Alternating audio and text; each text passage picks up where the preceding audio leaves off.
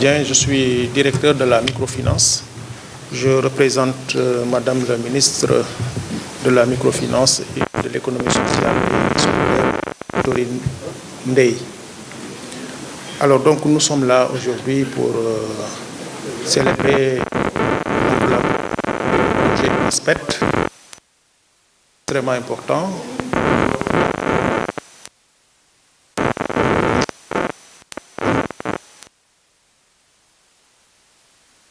Qui véritablement est en parfaite adéquation avec les politiques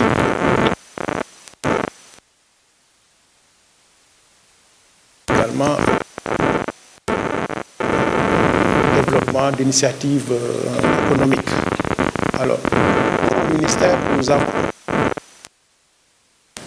avec ce projet-là parce que je l'ai rappelé tout à l'heure dans mon propos que c'est un projet qui a été arrimé à la Place des Prix, donc qui est un projet également du gouvernement italien. Et ces deux projets arrimés ont donné ce qu'on appelait le projet global, le projet unique global, donc Place des Prix, ASPET, donc avec un ancrage institutionnel au ministère de la microfinance.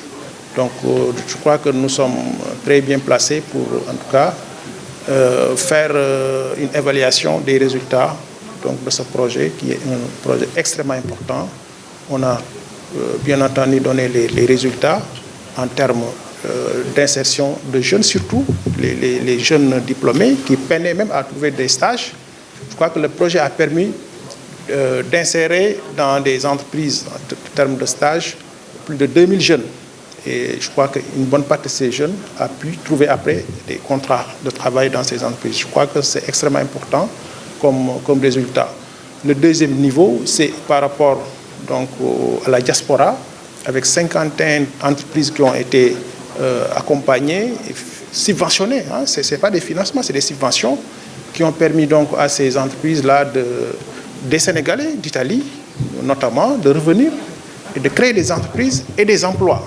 Je crois que là également, c'est un résultat extrêmement important pour le projet. Donc, véritablement, même au niveau lors de la Covid également, son Excellence l'a dit tantôt, le PASPET a accompagné des entreprises. Donc, je vois 195 entreprises qui pouvaient, sans l'appui peut-être sans cet appui, pourraient peut-être tomber. Donc, et je pense que cet appui a été déterminant pour le maintien de ces entreprises-là en consolidant plus de 7000 emplois. Je crois que c'est extrêmement important comme résultat. C'est bon?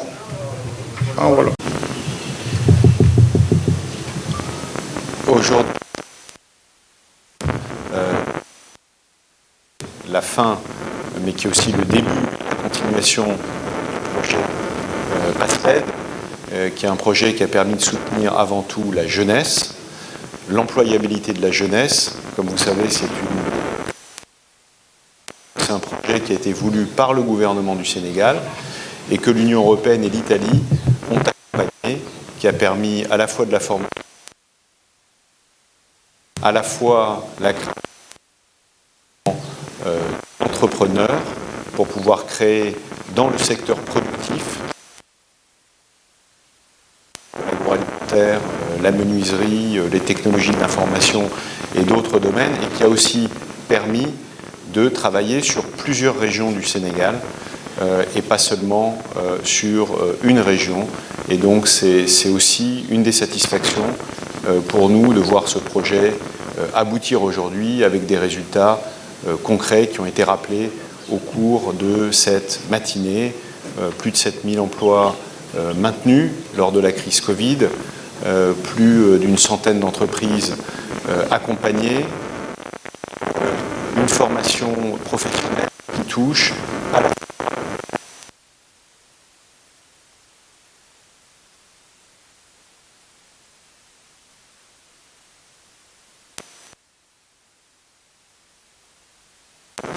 de son action. Dernier point que je voudrais souligner, c'est l'économie sociale et solidaire. Je pense que c'est important de rappeler que le secteur privé a aussi une conscience sociale, environnementale, et que beaucoup a pu être fait à travers ce projet pour soutenir les populations les plus vulnérables, soit en termes de production de denrées alimentaires, soit en termes de finalisation de centres de santé. Je vous remercie.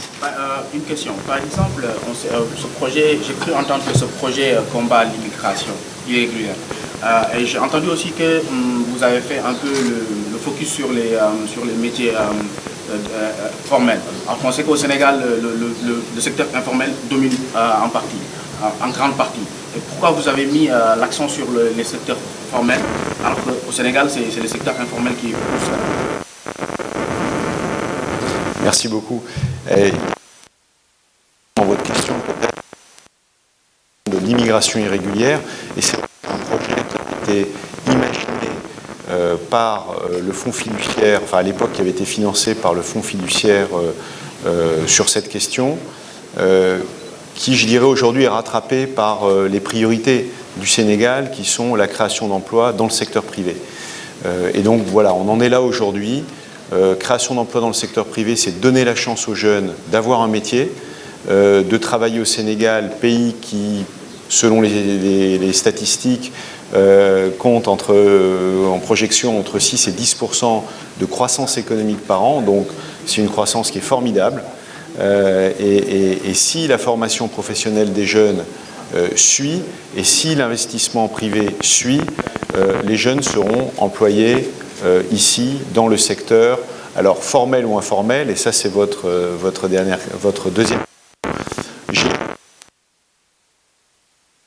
L'essentiel, la totalité des jeunes formés dans des entreprises. C'est un enjeu qui était peut-être pas l'enjeu principal du programme, mais c'est quand même un enjeu. C'est de pouvoir avoir une économie le plus possible dans le secteur formel, parce que dans le secteur formel, les règles sont les mêmes pour tous, et c'est quelque chose d'important.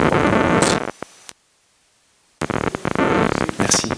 Cérémonie de clôture du PASPET au nom de Madame le ministre de l'économie, du plan et de la coopération, Madame Oulimata Sarr Ampéché.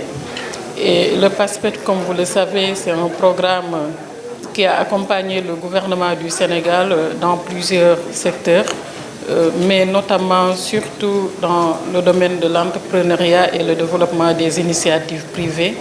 Et ce programme a beaucoup impacté sur le niveau de vie de certaines populations, surtout les bénéficiaires, mais également des structures comme le Fonds de garantie des investissements prioritaires, qui, à travers des structures comme la CDP et AEX, ont vu leur organisation, en tout cas, s'améliorer. Par exemple, sur l'amélioration du système d'information, sur des mécanismes que nous allons mettre en place grâce à cet accompagnement technique de la CDP et de AEX, concernant effectivement l'élaboration des schémas directeurs d'information, les questions liées également à la gestion des risques. Comme vous le savez, nous sommes un fonds de garantie, et notre relation avec les banques, mais également nos bénéficiaires, nécessite un accompagnement qui va nous permettre de mieux faire notre travail comme il se doit. Mais pour revenir de façon globale sur ce programme, il faut noter qu'il a beaucoup soutenu le gouvernement du Sénégal. Et il faut comprendre également que la question de la création d'emplois au Sénégal est connue de tous comme une question majeure par le chef de l'État, qui, à travers des programmes comme Xëyu Ndaw Ñi, à travers également les ministères sectoriels, développe actuellement des stratégies pour renforcer la création d'emplois au Sénégal, impacter les jeunes à travers l'entrepreneuriat, à travers des structures de garantie, mais également à travers des structures d'accompagnement comme la DPME. Donc nous ne pouvons que remercier encore une fois le gouvernement d'Italie, mais également l'ambassadeur de l'Union européenne, et nous pensons également des perspectives seront dégagées encore une fois pour aller vers une deuxième phase. Je vous remercie. 195 entreprises soutenues, 7 000 emplois soutenus. Est-ce que cela correspond un peu aux objectifs visés par l'État du Sénégal dans ce projet?